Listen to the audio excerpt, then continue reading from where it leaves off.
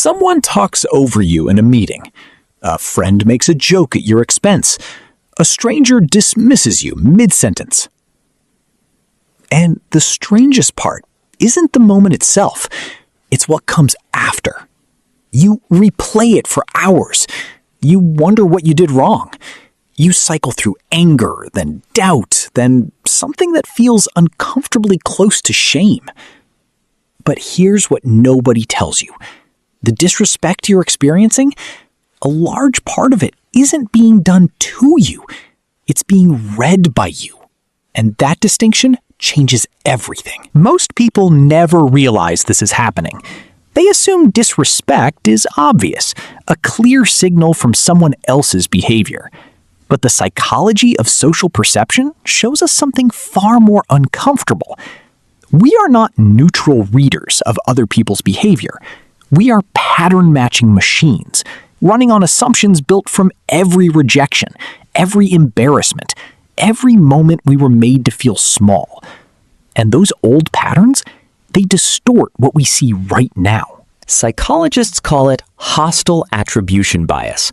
It's the tendency to interpret ambiguous behavior as intentionally hostile, even when there's no actual evidence of malice. Picture this.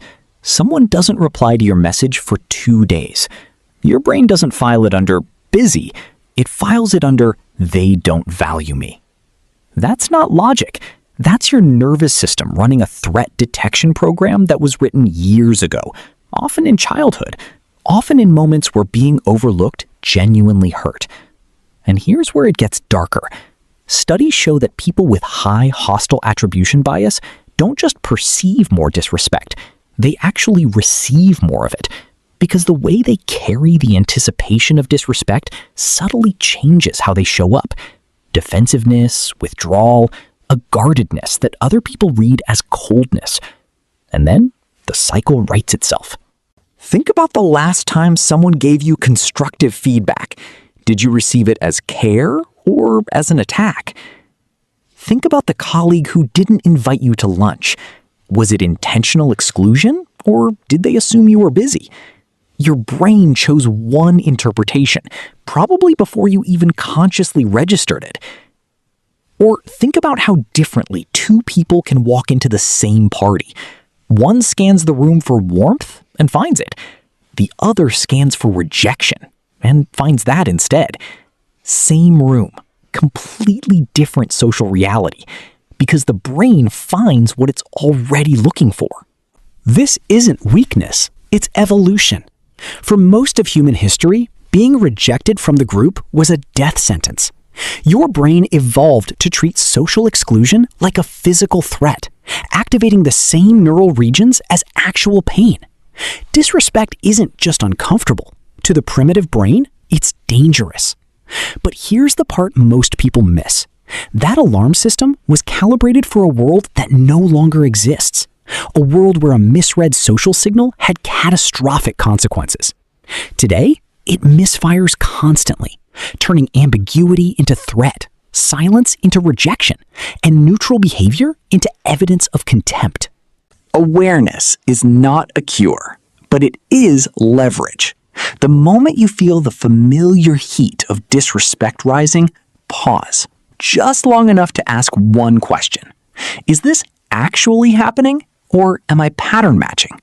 Not to dismiss your feelings, but to create a half-second of distance between the trigger and the interpretation. Researchers who study this recommend a practice called charitable attribution, deliberately generating at least one alternative explanation for ambiguous behavior before settling on the hostile one. It sounds simple. It rewires slowly, but over time, it recalibrates the filter through which you read the world. Because the goal isn't to stop feeling disrespected. The goal is to stop handing your sense of worth to people who may not even know they affect you. You are not too sensitive. You are not imagining things. But you may be running an old operating system on a new world, one that flags threats everywhere, because once it had to. The people who seem unbothered by disrespect aren't less aware. They've just learned to audit their own interpretation before acting on it. That's not indifference. That's one of the quietest, most powerful forms of self-mastery there is. If this reframed something for you, even slightly, that's the feeling worth following. Subscribe for more of it, and share this with someone who needs to hear that what they're feeling has a name and a reason.